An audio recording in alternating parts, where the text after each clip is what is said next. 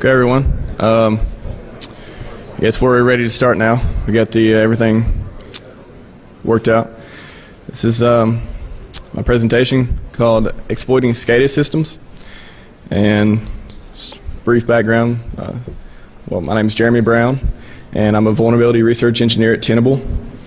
And I like to play with SCADA software, so the presentation is focused on vulnerabilities in SCADA software. So let's get started.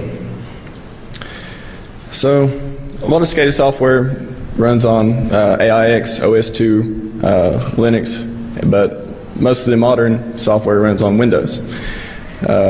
So the framework that I'll be demoing later will show exploiting the SCADA software on Windows. So SCADA software used on workstations, you can use it on remote. There are even mobile apps to control remote aspects of SCADA, and that's what the iPhone app shows. So attack vectors via software vulnerabilities. With SCADA software, they're used the same. They're in the same programming language as a lot of the other applications, C, C++. So they share the same vulnerabilities as any other application. So whether that be client-side attacks from the web browsers, click on a malicious link, anything like that, whether it's not patched, email, or even malicious servers attacking clients, SCADA clients, and things like that. Also server-side attacks from the internet. If SCADA software is connected to the internet, it's vulnerable as just anything else, or the internal network if it's firewalled or not accessible by the internet. So I'm just going to skip through just some of the brief introduction. Clickjacking, I thought that would be funny. You never know, maybe it's vulnerable to clickjacking. You never know. So what's wrong? What's the problem with SCADA software? Well, security has been implemented as an add-on instead of being built around the product from the ground up, especially for a lot of the older versions of software. In SCADA plants and things, the security is kind of a hindrance. So it wasn't really built. Everything back then was kind of built just to be easy for the operators. So security wasn't really a priority until people figured out people were hacking into SCADA systems. And then systems typically are installed for long term, and software upgrades may require new hardware. So when SCADA systems are installed, they are put there for maybe a decade, 5 years, a decade, 2 decades, something like that, for a long term. So when they put everything together, they're not looking to make upgrades for a long time. So if vulnerabilities come out, or patches, or new versions, they may require new hardware just to upgrade. And then just kind of thing that I noticed that may be typical for a lot of SCADA systems, when they go into an audit or something like that, a lot of administrators are saying, this isn't connected to the internet, or they can't access this from this network because it's separated, or on a different network, on a different subnet, something like that. But still, something somewhere is connected to something that may be connected to the internet. The whole process of communication means you can communicate with things anywhere. You got to be able to communicate it with, to control it. So unless it's strictly physical access, something's got to be connected to something. And a lot of times it's also connected to a system that's connected to the internet. So if an attacker gets control of a system that has access to the internet, he got access through the internet and got access to the internal network. So even though the system wasn't connected to the internet, it is now vulnerable to attack from the attacker. So. And then vendors can take their time with updates, and managers can take their time updating. Since they're going to be in place for a long term, a lot of the patches and a lot of the upgrades may not occur for a long time. So even if you find bugs in SCADA software it could be 5, 10 years old, or even the latest software, you still have a chance to attack something on the network, because chances are they haven't upgraded for so long that it's still going to be vulnerable. So. And through my research, I found that there are a ton of vulnerabilities in SCADA software. It's just, I don't know if they're not, I guess a lot of the old programming practices have to do with this too. And it's just, they're not, the code is not secure. Plainly saying, it's not. They should really do some in-house testing, because you could simply, I mean, some of the vulnerabilities I found, I've opened up a hex editor of the file format that happened to be used in the SCADA software, looked at an interesting place, and put a bunch of characters, a long string in there, closed it, saved it, closed it, ran it in the software, crashed. It's just, it's not stable. It's in the security aspect. So just kind of, who may find the bugs? I mean, you never know who may be looking, but you never know who may come across them by accident or anything else like any other software. So it could be employees, and I just had a couple pictures here. That guy looks kind of curious what he's doing. Hackers, the ones up to no good, which according to how you look at it, black hat, blind hat, gray hat, whatever. But it's kind of the typical evil-looking, cartoonish, evil hacker. I don't know. Kind of looks kind of cool to me, but security researchers, security professionals, according to how you interpret it.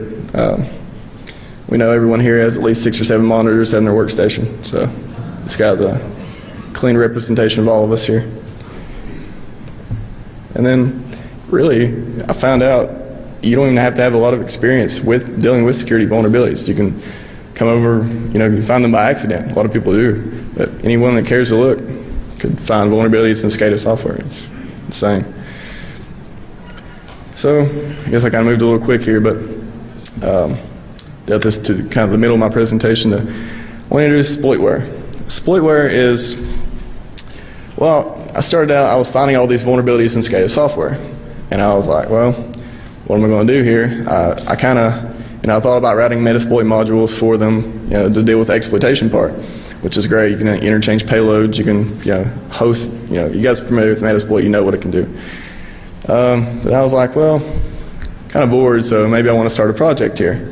And never really wrote a framework before, not in this sense, not a penetration testing framework. So I was like, well, I had some code I could reuse and start on a new project. And I was like, well, I want to learn some stuff too. So I just basically in my spare time created exploitware. And exploitware is just a framework designed to specifically penetration test SCADA systems, more specifically the software side of SCADA systems. And I've used it I haven't used it, of course, in any protection systems. I just used it in my lab with my test systems. But I found you can get reliable exploitation just by, even reusing payloads and things like that. It was pretty easy to design the framework, and I just kind of put some things, I guess, similar to concept of Metasploited canvas, but it's focused on SCADA software. And I wouldn't dare say it's anything close to Metasploit or canvas, but that was my original idea when I wrote it, something that I could use to check SCADA systems for vulnerabilities. Thought it was pretty nice to do.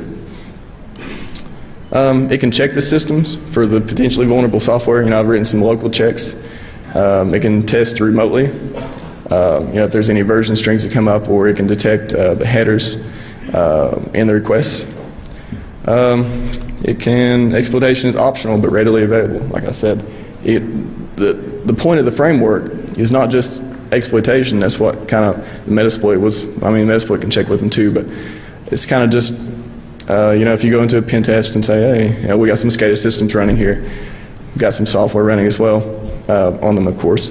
What can we find out that's vulnerable, and what can we see, what can we exploit too? So it has checks. It's also kind of added in an auto-pwn feature, which I thought is pretty necessary for any exploitation framework. It's pretty cool to do. You can just hit the -A and it'll go through and check for all the vulnerabilities it has in the database, and if it finds any, it'll exploit them. But the payload, it just has one payload right now, which I haven't really done much development on it recently, but it just adds like a user, like exploit, password, where, something like that. You can use anything. You might have to adjust the exploit for some of them, but anyways. But like I said, the point of it's not just for exploitation. The point of it is to, it has local checks, remote checks. It can, just a brief way you can check the SCADA environment for anything that may be vulnerable. But the exploits are 0-day, and I haven't worked with any of the vendors yet, but I plan to in the future. But for this, they're just kind of let you know, kind of the post-audit. The pre-audit would be, before they shipped it out. I kind of do like the post-audit, like the vulnerability research with them and see, what exactly is vulnerable. And everybody loves 0-day. And the methods I use for identifying the vulnerabilities. I went from manual testing, like I said, some of them actually, when I first started looking at them, I just wanted to look at the file format briefly, through a hex editor or something, before I dug into it deeper. So I just opened a hex editor and I was like, well, I wonder what happened if I, curiosity gets the best of you. What if I happen to enter a long string here, or changed, this value to an FF, or, just simple auditing. And I found that after I saved it and ran it with the program, it would crash. I was like, wow. And then, you do crash analysis after that. And some of them are actually vulnerabilities. Some of them, like buffer overflows, like easy, direct EIP override, easy. Some of them were memory corruption. Some of them were kind of harder to exploit. Different kinds of memory corruption, maybe pointer corruption or something like that. But it was really easy with the manual. That was manual testing. And fuzzing, of course, and any file format fuzzer can set it up to run the application, log the crashes, things like that. So I didn't actually use much fuzzing for the exploits in exploitware. It was just too easy. Like I didn't even need to. Like I found a number of vulnerabilities just by manual testing, just playing with it. That's how easy it was to exploit. And then some was reverse engineering. I don't know if you guys seen, SCADA kind of dropped my 0-day a few months ago. I was reverse engineering the EDS file format.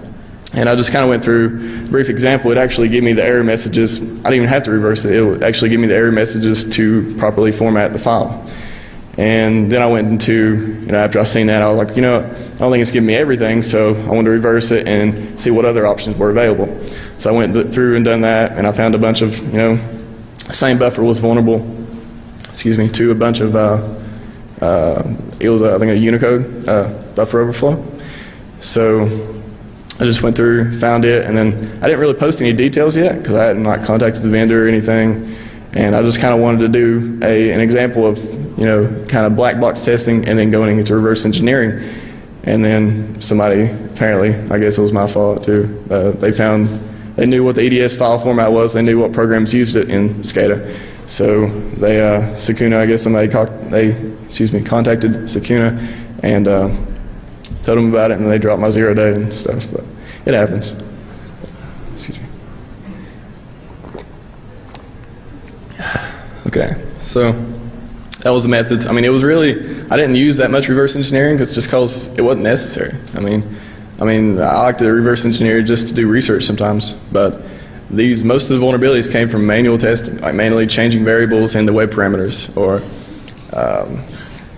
changing file formats, or just connecting to the server and sending a long string. Like the exploit I'll be demoing today, actually the vulnerability is I guess on receive. It just receives. It doesn't even format the buffer. The vulnerability is in receiving all the data into the input buffer.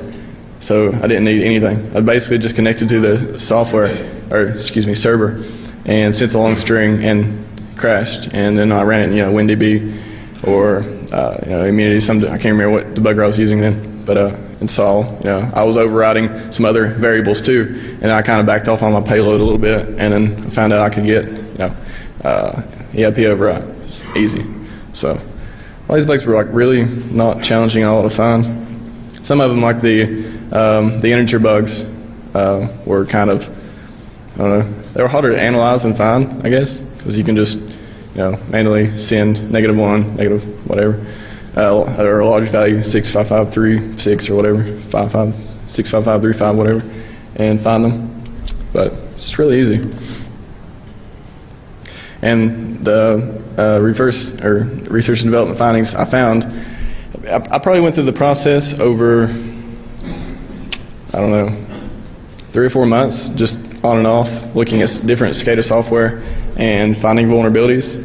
And the findings range from, some of them were remote code execution, or I guess if you look at it in file formats, it'll be local. But if you share the file or something, it turns into remote. Or if you can access through a web browser, it turns into be remote anyways. And then to denial of service, there was tons of denial of service bugs. Wasn't really that big a deal. Well, I guess it is in the SCADA software, but as a security researcher, you really don't look at denial of service of being high profile, unless it's something that takes down like the entire network. But in a SCADA environment, if you crash the server, that's sort of a big deal. And then integrity lost. There was some everybody thinks ActiveX bugs were dead. I even found some ActiveX vulnerabilities led to integrity loss. Like overwriting files or changing files, deleting files, something like that. So they were interesting. The findings were, but most of them, half or at least most were the vulnerabilities led to remote code execution. So it's pretty interesting. And so I've talked through to the demo, and I've kind of use a lesser version of exploitware. I only included there was a slew of vulnerabilities, but I only included one and kind of removed some information, so because I didn't want anybody to know. So, but I'll demo that now in a virtual machine. If I can. Hopefully I won't mess up the screen like we had earlier. Let's see. And the application, or the presentation won't crash. I had that happening earlier, but so far so good.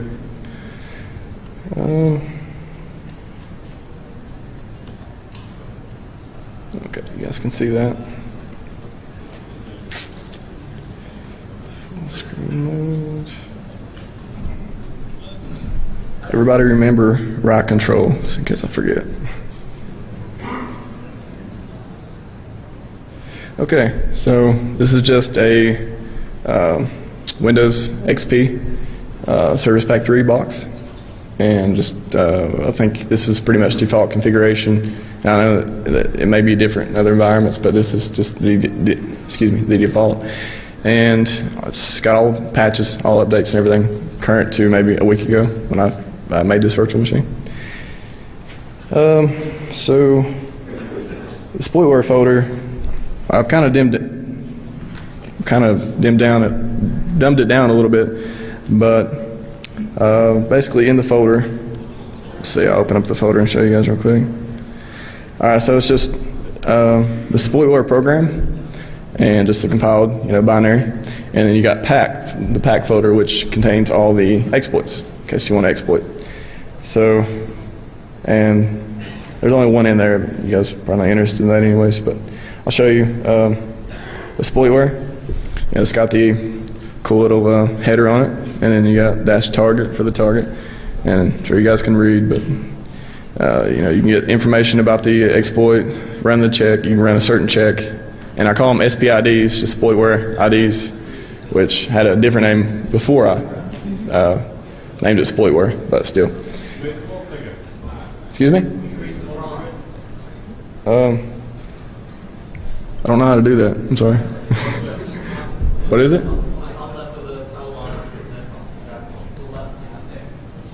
Okay, properties? I'm sorry, my Windows skills are not font? Yeah, makes sense.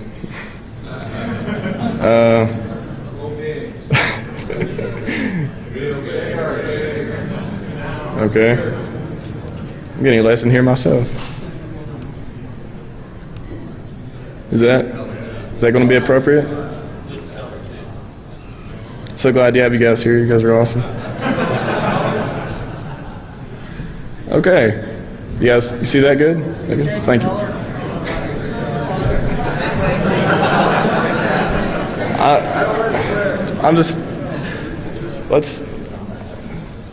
You guys really want me to change the green on black?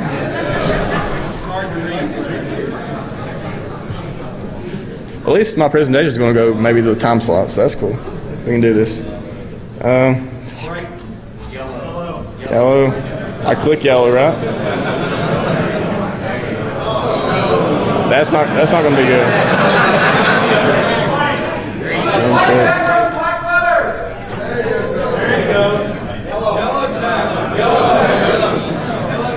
I'm going to go with green.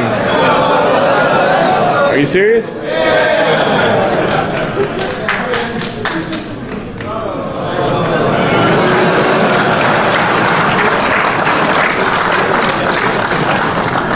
I like the green because it looks cool, but you guys... All right. Yellow, I guess yellow's better on the reading, so... Well, that's... Okay, so, exploitware. I'll just do a couple functions of it. Like, I only included one exploit. There's many more than that, but I didn't want anybody to steal my O day, so let's do this. Information 1. So, it's all kept in a database, and hopefully I NA'd all the stuff I didn't want anybody to know. Yeah, I think so. But I just put it in a flat file database right now, and it just prints out status, 0 day, vendor names. That's not the real vendor name and product title, but I changed that. And then you got vulnerability description, just like a brief thing with it, and the revision. If I added something onto it, point 1, all that. Made it universal. I think I used a DLL out of the binary that it was included, so easy stuff. But and it's pretty much 100%. I guess I can say 100% reliable. If something messes up. So, and then let's see. I guess I could just, shit. Excuse me.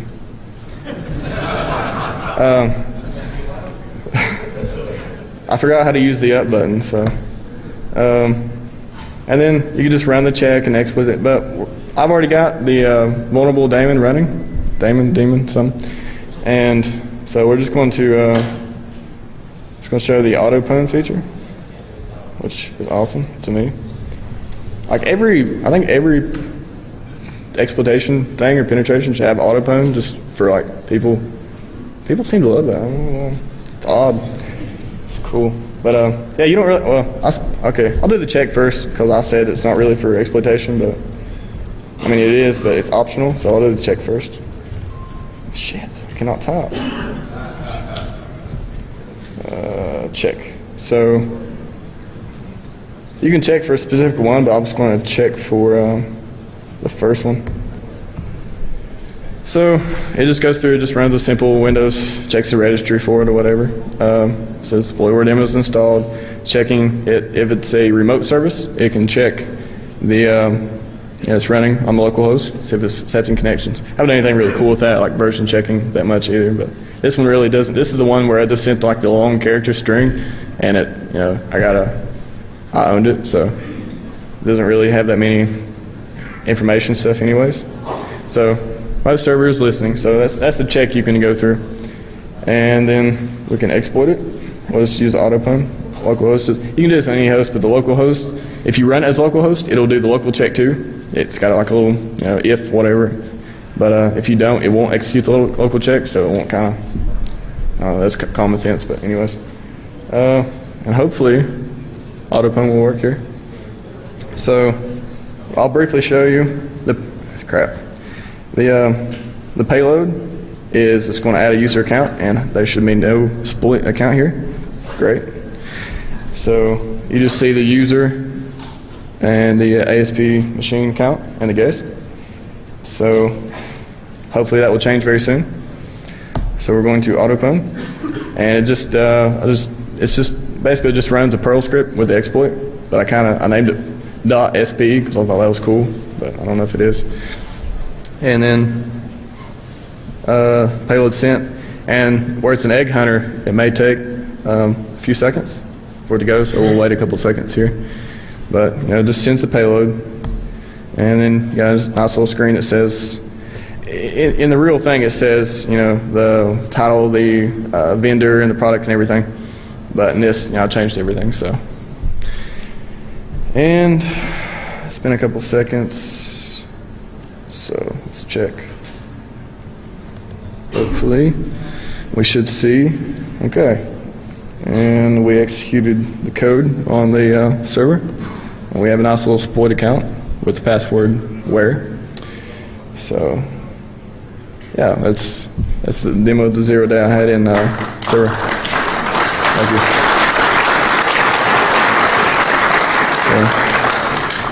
Should have like done some like dramatic music. Maybe that would have helped. I don't know. Everybody's like, hey, should we clap or should we just? I don't know. It's 0 day, but I don't have it, so okay. But yeah. So you can put whatever payload you have. I don't currently support more than one right now. Which, like I said, it's just a proof of concept framework.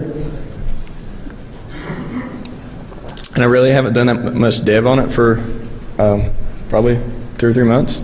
Except getting this presentation ready, I had to change all the stuff. But yeah, I thought it was pretty cool to have my own framework to do that. So it's right control, right? So right control. I don't think I have a right control on this keyboard. Let's use this. Oh, that'll work. Okay. We'll leave it pwned for now. I'll restore it later.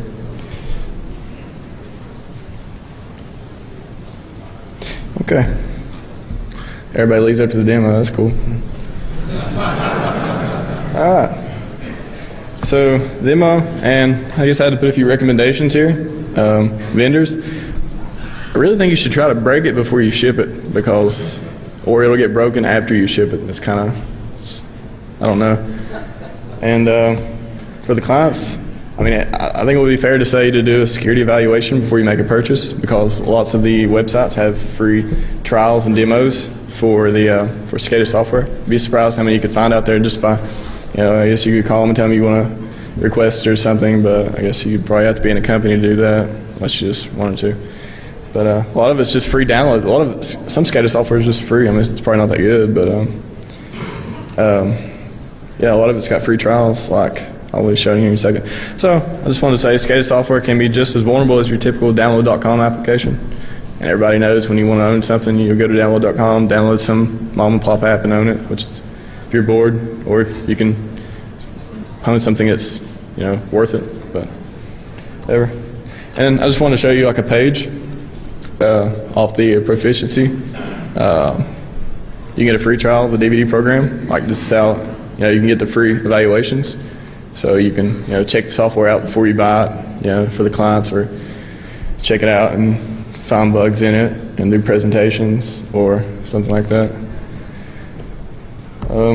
So thank you.